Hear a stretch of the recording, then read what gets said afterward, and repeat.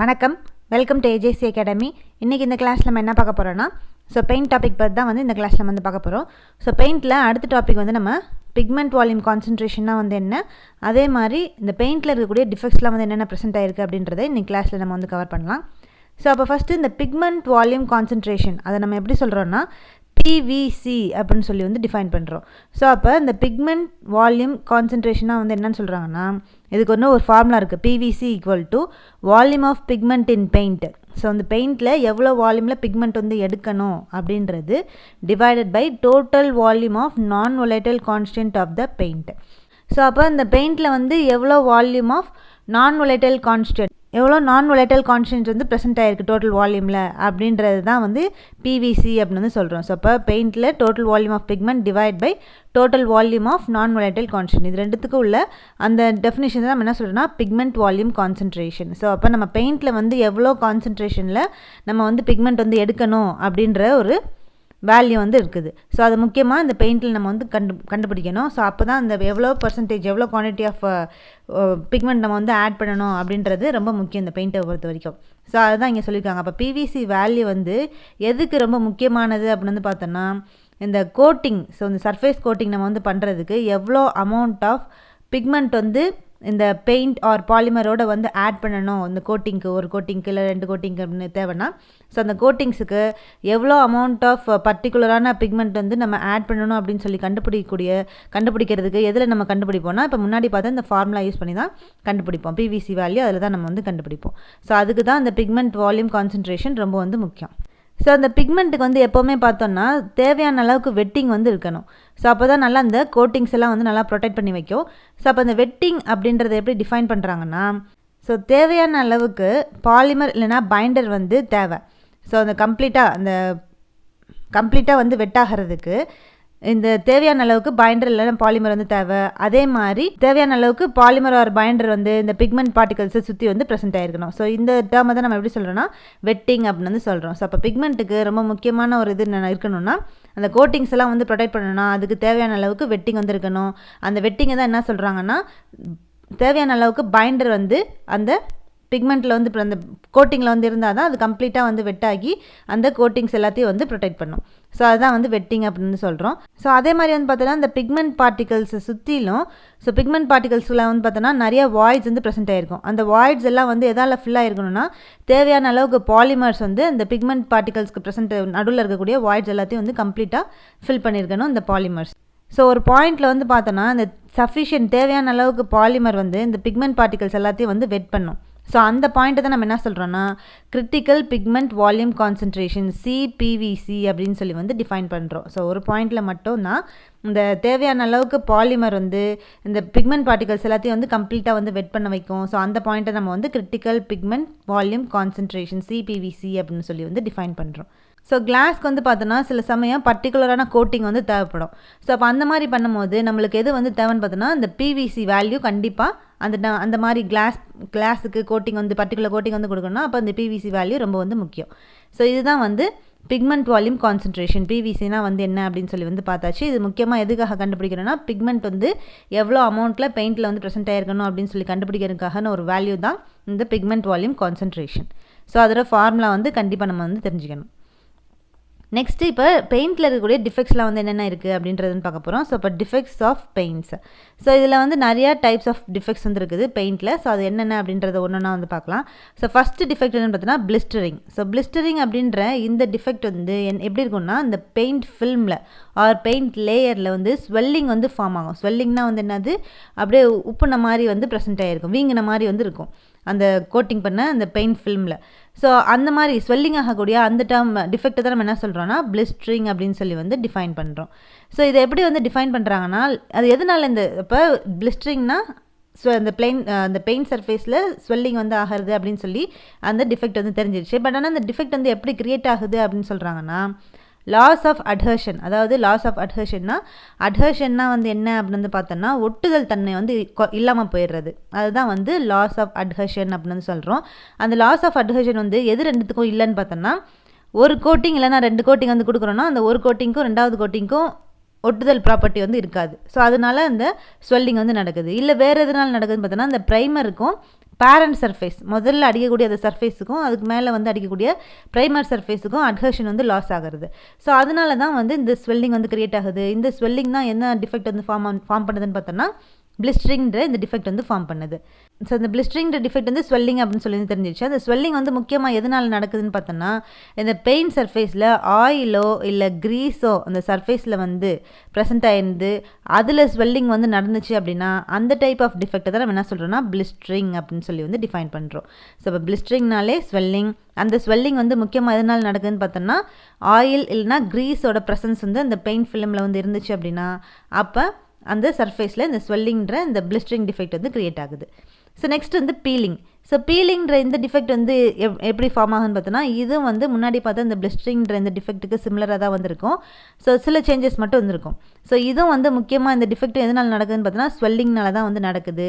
அந்த ஸ்வெல்லிங் வந்து முக்கியமாக எதனாலன்னு பார்த்தோன்னா, மாய்ஸ்சர் கண்டென்ட் வந்து இந்த சர்ஃபேஸில் வந்து ப்ரெசென்ட் ஆயிருந்துச்சு அப்படின்னா அதில் கிரியேட் ஆகக்கூடிய அந்த டிஃபெக்ட் தான் நம்ம என்ன சொல்கிறோம்னா பீலிங் அப்படின்னு வந்து சொல்கிறோம். அப்போ ஆயில்னால க்ரீஸாரில் கிரியேட் ஆகக்கூடிய அந்த ஸ்வெல்லிங்கை பிளிஸ்டரிங் அப்படின்னு வந்து சொல்கிறோம்.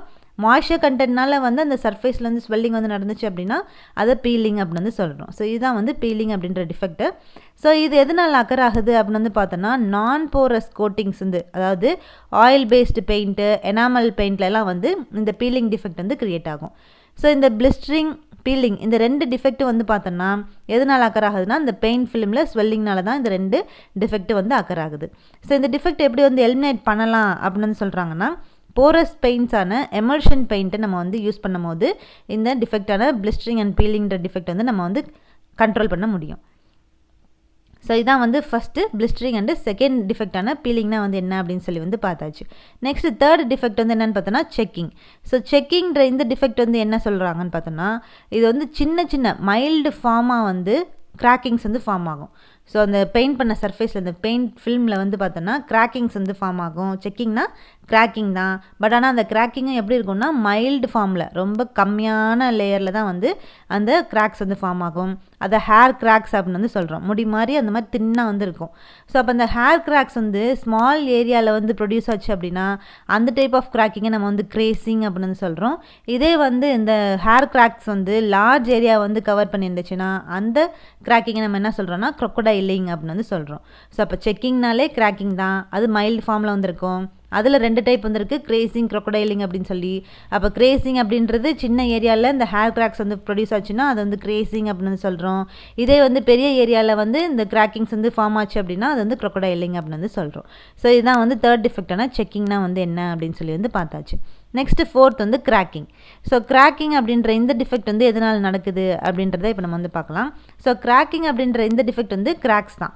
ஸோ கிராக்ஸ் வந்து எது வரைக்கும் எக்ஸ்டெண்ட் ஆகுதுன்னு பார்த்தோன்னா, இந்த பெயிண்ட் பண்ண சிஸ்டம் ஃபுல்லாக என்டையராகவே அந்த கிராக்ஸ் வந்து top to right side bottom வரைக்கும் வந்து அந்த ஒரிஜினல் சர்ஃபேஸில் ப்ரெசென்ட் ஆகிருக்கூடிய அந்த கிராக்ஸ் தான் நம்ம என்ன சொல்கிறோம்னா கிராக்கிங் அப்படின்னு வந்து சொல்கிறோம். ஸோ என்டையர் இந்த பெயிண்ட் பண்ண சர்ஃபேஸ் ஃபுல்லாக டாப் டு பாட்டம் வரைக்கும் ஃபுல்லாக அந்த ஒரிஜினல் சர்ஃபேஸில் எக்ஸ்டெண்ட் ஆகிருக்கும். அந்த கிராக்ஸை நம்ம வந்து கிராக்கிங் அப்படின்னு சொல்லி வந்து டிஃபைன் பண்ணுறோம். ஸோ இந்த கிராக்ஸ் வந்து எதனால் நடக்குது அப்படின்னு வந்து பார்த்தோன்னா, இந்த பெயிண்டில் வந்து நிறைய எக்ஸஸ் குவான்டிட்டியாக ட்ரையர் வந்து ஆட் பண்ணியிருந்தோம் அப்படின்னா இந்த கிராக்கிங்கிற இந்த டிஃபெக்ட் வந்து கிரியேட் ஆகுது. அதுக்கப்புறம் வேறு என்னென்ன ரீசன்ஸ்னால வந்து இந்த டிஃபெக்ட் வந்து அக்கர் ஆகுதுன்னு பார்த்தோன்னா, கிளாசி சர்ஃபேஸில் வந்து அப்ளை பண்ணும் போது பெயிண்ட்டை வந்து அப்ளை பண்ணும் போது இந்த டிஃபெக்ட் வந்து ஃபார்ம் ஆகுது. வுட்டு ப்ராப்பராக சீசன் பண்ணாத வுட்டை வந்து நம்ம அதில் அந்த சர்ஃபேஸில் கோட்டிங் வந்து கொடுக்கும் போது அப்போ இந்த டிஃபெக்ட் வந்து ஃபார்ம் ஆகுது.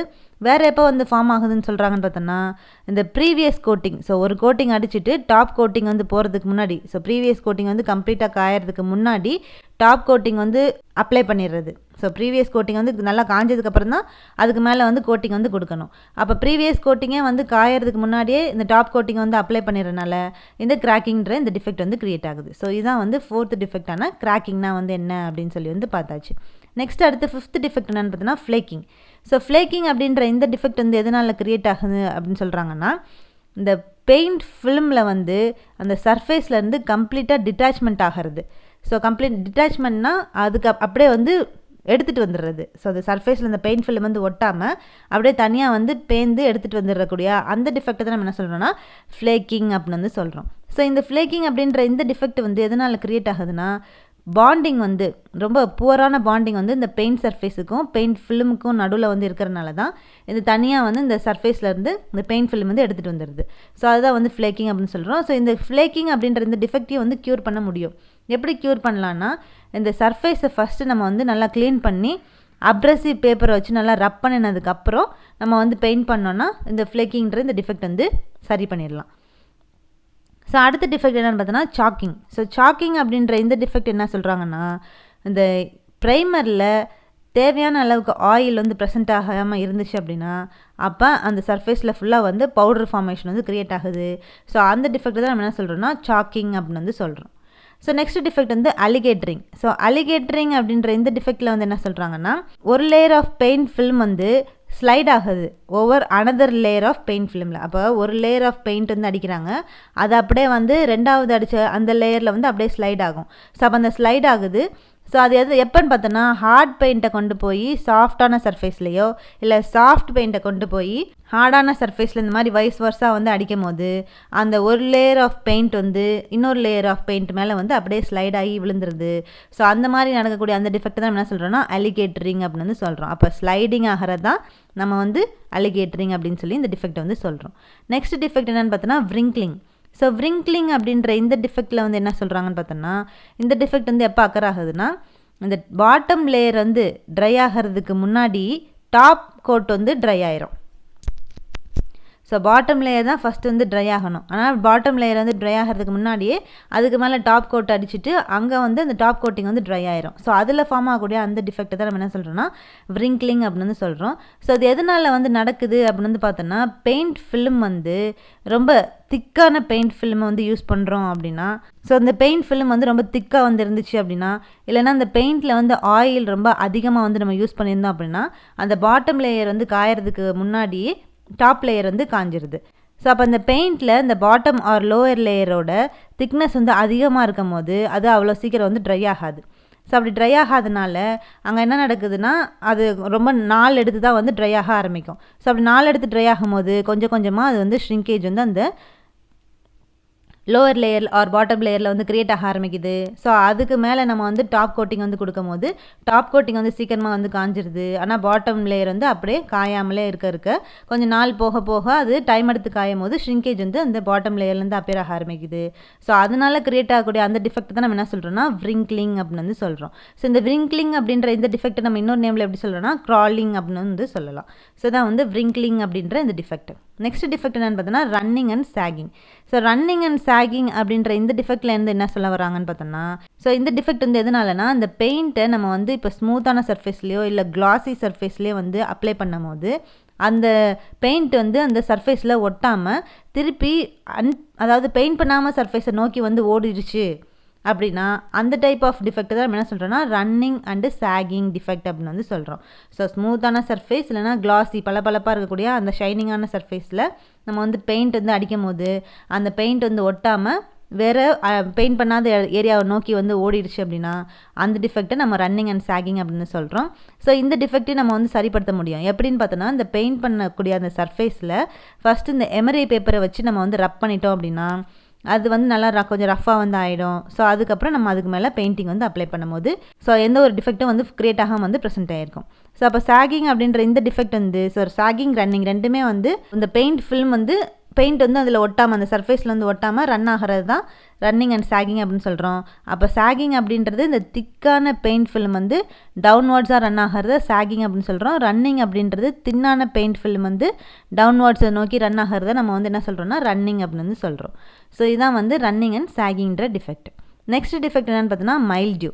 ஸோ மைல்டியூ அப்படின்ற இந்த டிஃபெக்ட் வந்து எதனால் க்ரியேட் ஆகுதுன்னா, இது வந்து ஒரு ஃபார்ம் ஆஃப் ஃபங்கை அப்படின்னு வந்து சொல்கிறாங்க. ஸோ அப்போ மைல்டியூ அப்படின்ற இந்த டிஃபெக்ட் வந்து அது எதனால் ஃபார்ம் ஆகுதுன்னா ஃபங்கஸ் ஃபார்ம் ஆகிறதுனால தான் இந்த டிஃபெக்ட் வந்து க்ரியேட் ஆகுது. ஸோ இப்போ இந்த சர்ஃபேஸ் கோட்டிங்லாம் வந்து பார்த்தோன்னா இந்த சர்ஃபேஸ் வந்து ஒரிஜினல் சர்ஃபேஸ் வந்து வார்மாவோ மாய்ஸ்டாக இல்லை டார்க் பிளேசஸில் வந்து ப்ரெசென்ட் ஆகிருக்கும் போது அந்த சர்ஃபேஸ் அந்த மாதிரி சர்ஃபேஸில் இது என்ன வளரும்னு பார்த்தோன்னா இந்த ஃபங்கஸ் வந்து வளர ஆரம்பிக்கும்.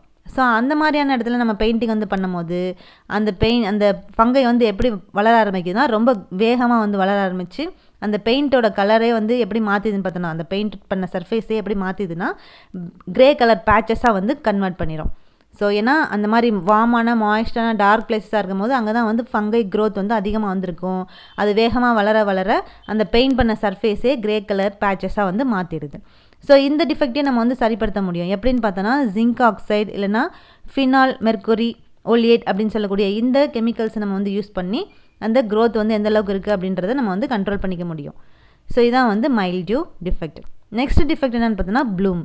ஸோ அப்போ இந்த ப்ளூம் அப்படின்ற இந்த டிஃபெக்டில் வந்து என்ன சொல்கிறாங்கன்னா, இந்த பெயிண்ட் பண்ண சர்ஃபேஸில் டல் பேச்சஸ் வந்து ஃபார்ம் ஆகும். ஸோ அந்த பெயிண்ட் பண்ணி முடிச்ச அந்த சர்ஃபேஸில் வந்து பார்த்தோன்னா டல் பேச்சஸ் வந்து க்ரியேட் ஆகுது. ஸோ அந்த டிஃபெக்ட் தான் நம்ம வந்து ப்ளூம் அப்படின்னு சொல்கிறோம். அப்போ இந்த டல் பேச்சஸ் வந்து எதனால் க்ரியேட் ஆகுது அப்படின்னு சொல்லி வந்து பார்த்தோன்னா, குவாலிட்டியான பெயிண்ட்டை நம்ம வந்து யூஸ் பண்ணாமல் இருக்கும் போது அப்போ இந்த ப்ளூம் டிஃபெக்ட் வருது. இல்லை வேறு எதனால் வருதுன்னு பார்த்தோன்னா, புவர் வென்டிலேஷன் வந்து அந்த சர்ஃபேஸில் வந்து கிடைக்கல அப்படின்னா அப்போ இந்த ப்ளூம்ன்ற இந்த டல் பேச்சஸான டிஃபெக்ட்ஸ் வந்து க்ரியேட் ஆகுது. ஸோ நெக்ஸ்ட் டிஃபெக்ட் என்னென்னு பார்த்தோன்னா ஃப்ளாஷிங். ஸோ ஃப்ளாஷிங் அப்படின்ற இந்த டிஃபெக்டில் வந்து என்ன சொல்கிறாங்கன்னா, ஸோ அந்த பெயிண்ட் பண்ண சர்ஃபேஸில் கிளாசி பேச்சஸ் வந்து ப்ரெசென்ட் ஆகிருக்கும். ஸோ இப்போ முன்னாடி பார்த்தா ப்ளூமுக்கு அப்படியே ஆப்போசிட்டு. ப்ளூம் அப்படின்றது பெயிண்ட் பண்ண சர்ஃபேஸில் டல் பேச்சஸ் வந்து ஃபார்ம் ஆகும்.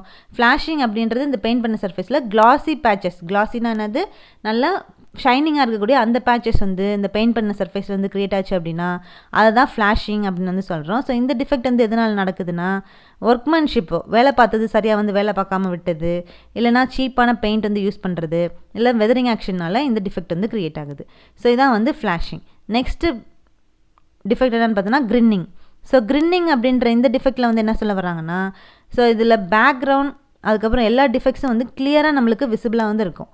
ஸோ கிரின்னிங்னாலே நல்லா அந்த சர்ஃபேஸில் வந்து என்னென்ன டிஃபெக்ட்ஸ் வந்து ப்ரெசென்ட் ஆகிருக்கு, அதோட பேக்ரவுண்ட் வந்து எப்படி இருக்குது அப்படின்னு சொல்லி அந்த டிஃபெக்ட்ஸ் எல்லாமே கிளியராக வந்து தெரியக்கூடிய அந்த டிஃபெக்ட் தான் நம்ம என்ன சொல்கிறோம்னா கிரின்னிங் அப்படின்னு வந்து சொல்கிறோம்.